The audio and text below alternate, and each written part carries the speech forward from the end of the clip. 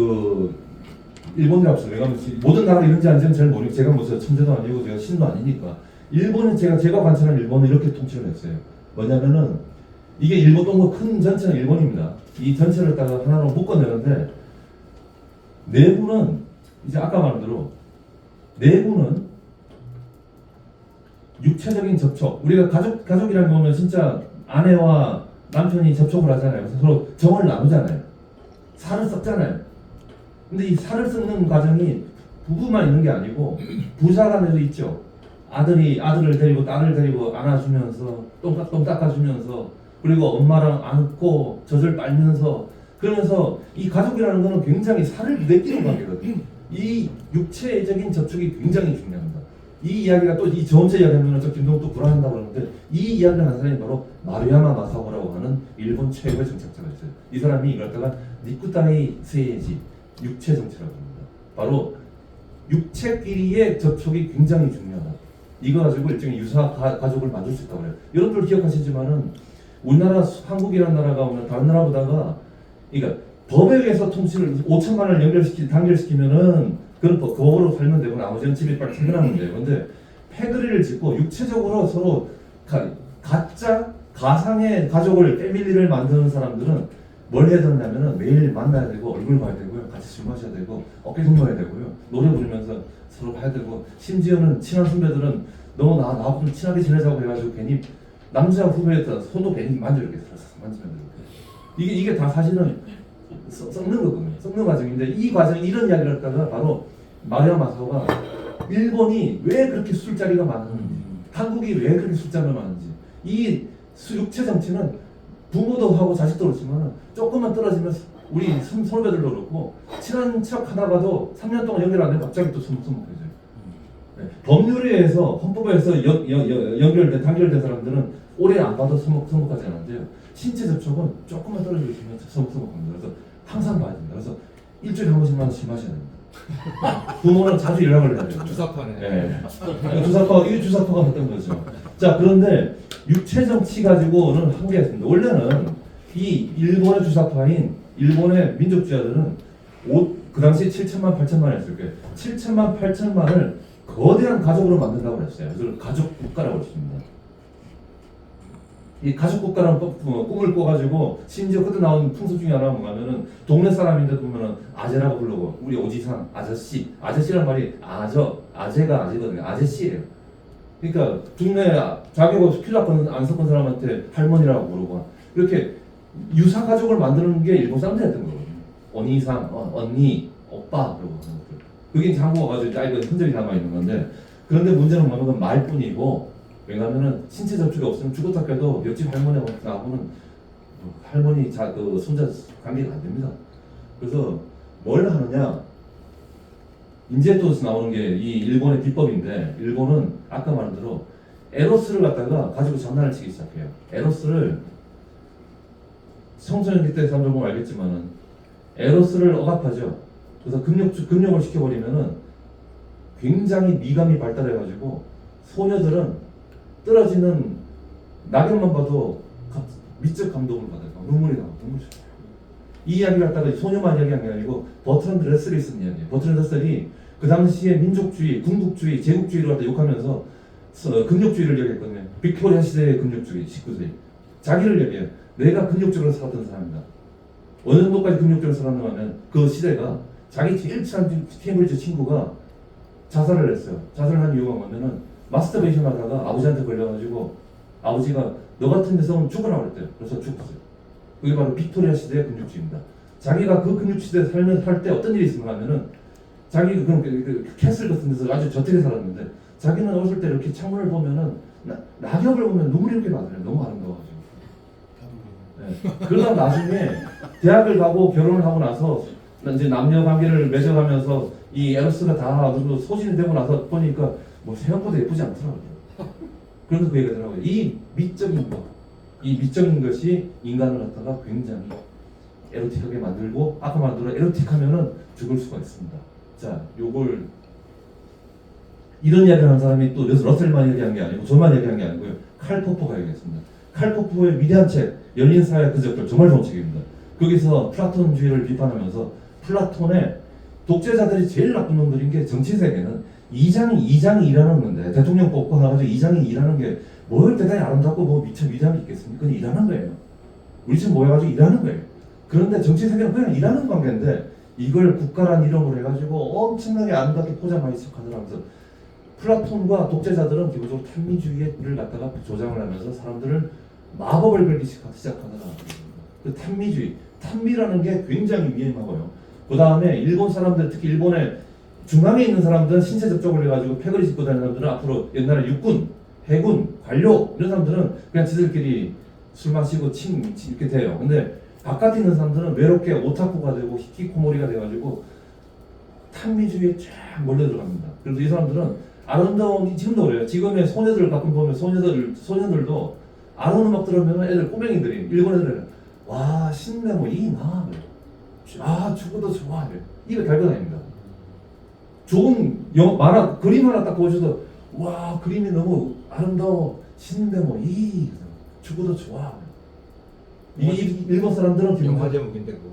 아 그런 게 있어요? 네, 옛날에 할머니 할머니 그 연애하는 거죠. 네, 그렇죠. 연애하면 또 신내는 이죠. 죽어도 좋은 거죠. 바로 이 아름다움 이걸 가지고 하는데 일본의 옛날에 중국국제할 때 프로파간다 했던 이론 가지고 있어요.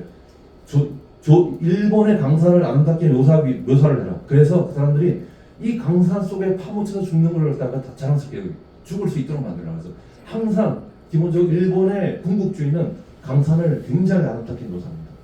자, 여기까지만 보시고요. 그래서 탄미주의가 마법을 거는 방법인데 제가 탄미주의를 살짝 보여드릴게요. 한번 맛을 보여드릴 거고 철도라는 영화가 있어요. 위대한 영화인데 일본 말로 뽀뽀야. 뽀뽀 한다고 해서 뽀뽀였는데 이건 뭔가면은 거기 국민도나 잘생긴 국민도. 이 사람 진짜 국민도입니다. 이 사람은 옛날에 지금 철도는 자동화돼서 괜찮은데 옛날에는 철도원이 전철기라고 이거 궤도를 갖다 왔다 갔다 잘 안 해주면 잘못해서 조금 긴장해서 실수하면은 죽습니다. 차가 부딪혀버리거든요. 그러니까 긴장한다고 해요. 그러니까 자기들은 우리가 긴장하고가지고 나라를 지키지 않는 한 이 궤동맥은 움직이지 않는 거예요. 그 정도의 이제 국가 공무원들인데 이 철저한 친구예요. 이 친구는 가족보다 직무가 우선이고 나의 의무가 우선이에요. 그래서 연락이 와요. 딸이 중국 가고 있다고. 안 가요. 그래서 왜 안 가냐고 누가 와이프가 원망을 해요. 그랬더니 왜 안 왔냐고. 우리 애가 죽었는데 왜 안 가냐니까 왔다시와 포포해야 됐을까라. 나는 철도원이니까. 그래서 딸도 와이프가 죽어요. 와이프 죽으니까 친구의 아내가 왜 당신은 그렇게 매정하게 누구 상이 죽었는데 당신 와이프가 죽었는데 왜 안 가냐니까 나는 철도원이니까 못 간다. 뭐 그런 이야기예요. 그러면서 이 사람이 마지막에 이제 죽은 아이가 딸내미가 환생을 해서 몇 번 나타나가지고 마지막에 화해를 한 마지막 날, 그 다음날 아침에 보면은 하얀 눈 덮인 홋카이도의 하얀 눈 그 아름다운 일본에서 파묻혀서 죽어가는 그 장면이 나오거든요. 그리고 음악 자체도 딱 느낌이 제가 이 음악을 일본 민족주의, 군국주의 공부할 때 9시간 틀어놓고 책을 읽었어요. 그러니까 그 느낌을 갖고 싶어. 나중에 그 오바이트 났던 거를. 근데 그 느낌을 보면서 진짜 이런 음악을 들으면 진짜 신대모이 죽어도 좋구나 라는 느낌 듭니다. 그래서 요거는 제가 맛을 좀 이거 클릭만 하면 조금만 이거 한 3분만 보여드릴게요. 요거 보시면은 일본식의 탄미주의가 어떤 건지 죽어도 좋다는 느낌 받으실 겁니다. 안 죽이면 어떡해. 안 죽으면 좋아. 안 죽어도 좋아. 3분만 듣겠습니다.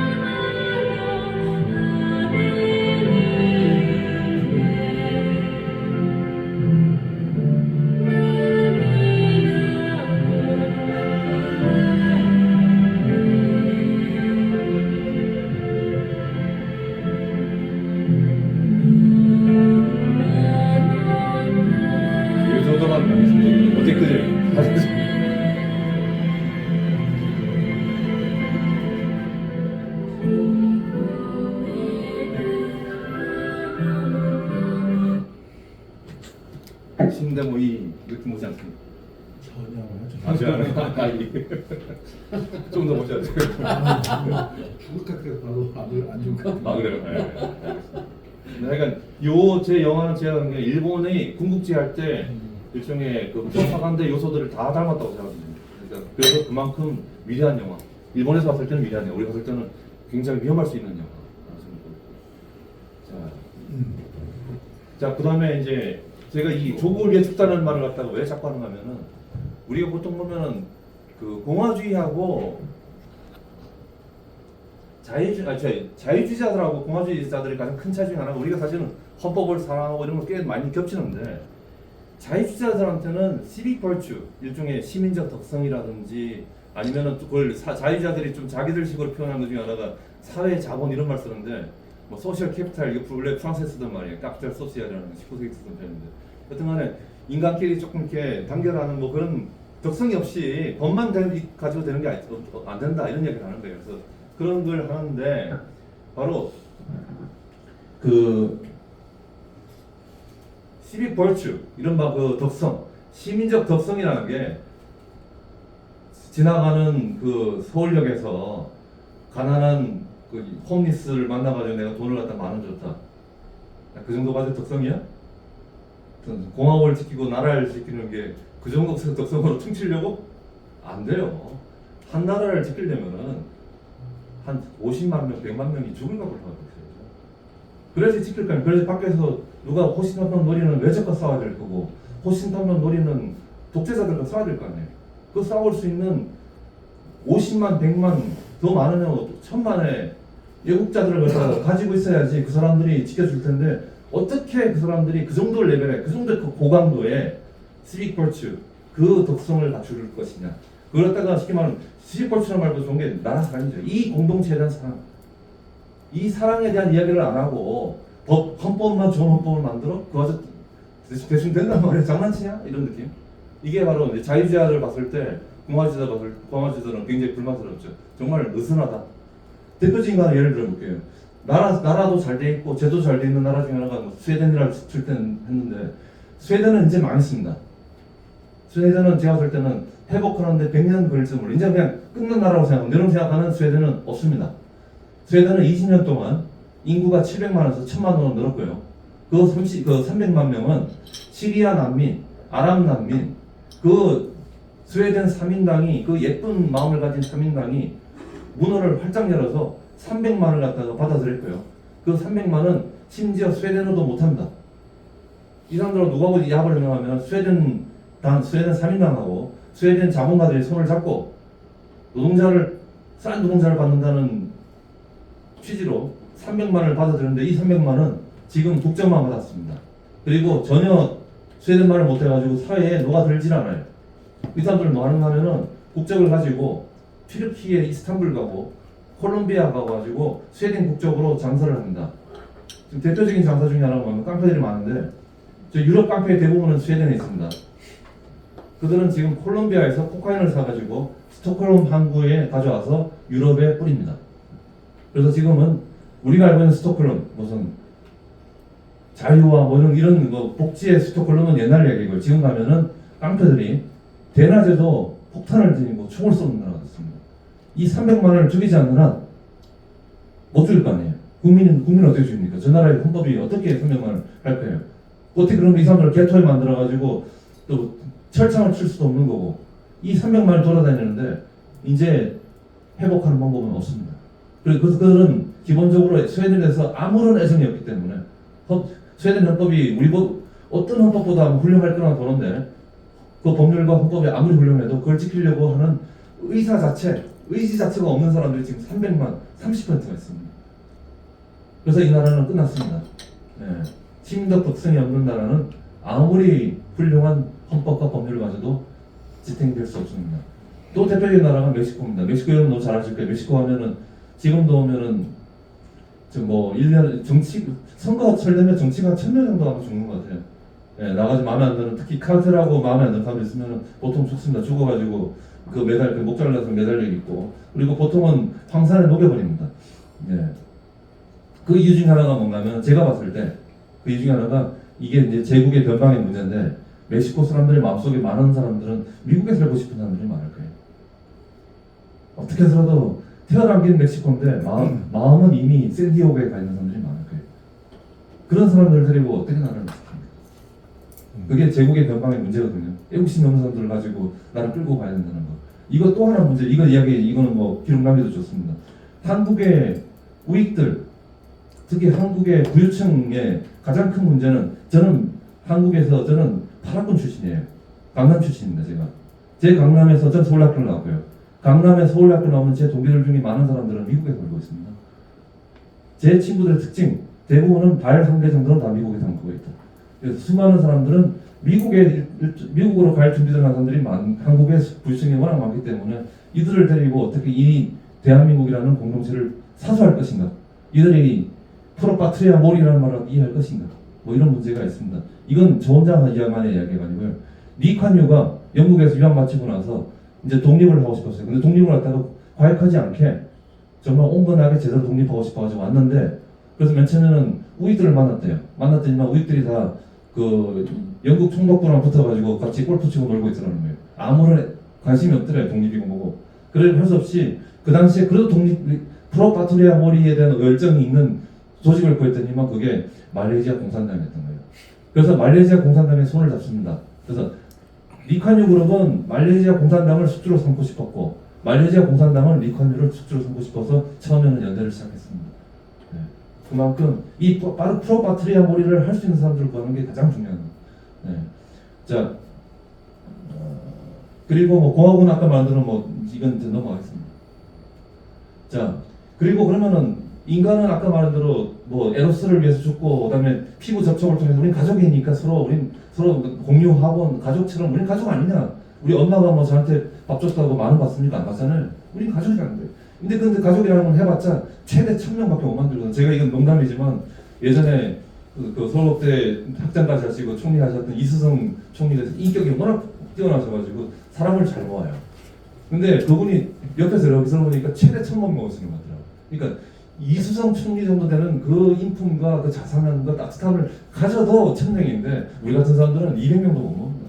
네. 그러니까 결국은 제가 봤을 때는 뭐 또 NL 그룹들이 보면 사람들이 사교성 잘하잖아요. 사교생활. 그러니까 아마 NL을 만나서 뭐 술 매일 마셔도 1000명씩 먹을 거예요. 1000명짜리 만들고 여기 1000명짜리 만들고 해서 엄청난 1000명짜리 패거리를 찍고 그냥 끝나버릴 겁니다.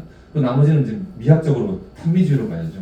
네. 그런데 이 공화주의자들 입장에서는 인간은 그거 말고 또 하나의 욕구가 있다는 건데 바로 노예가 되기 싫고 갑질당하지 않겠다는 그런 욕구가 있다. 바로 그게 바로 논도미네이션, 비지배에 대한 요구, 자유다. 근데 기본적으로 우리가 제일 싫어하는 게 누구한테 학대당하는 겁니다.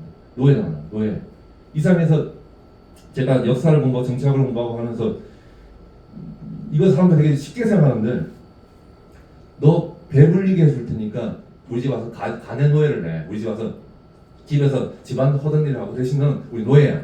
너 학교도 보내주고 공부 먹을 거 다 줄 테니까 그럼 죽을 때까지 배에 안 불릴 테니까 우리 집 와서 대신 노예 생활 좀 하고. 근데 바깥에 나가면은 이제 자유로운 사람이 있어요. 그러면 뭐 알바도 해야 되고 매월 100만 원 버는 게 힘든 그런 자유인이 있어요. 이 세상에서 가장 어려운 선택이 배부른 노예가 될 거냐 배고픈 자유인 될 거냐. 이거는 진짜 어렵습니다.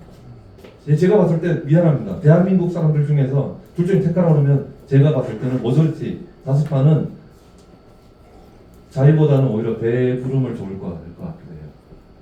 이 싸움이 제가 봤을 때는 굉장히 중요한 것 같거든요. 한국의 뭐 기록학은 좋습니다. 대한민국에 아직은 많은 사람들은 아직은 자유의 맛을 모르는 사람들이 많아요. 자유보다는 오히려 아니야 나는 기본소득 주고 월급 주고 돈 주는 거 거기서 머리 숙일 테니까 난 노예도 좋아. 독재도 괜찮아. 라는 사람들이 아직은 많다. 이걸 갖다가 우리처럼 자유를 좋아하는 사람들을 갖다가 자유를 위해서 프로파트리아 몰이를 할 수 있는 사람을 다수파로 만드는 작업이 우리가 해야 될 작업입니다.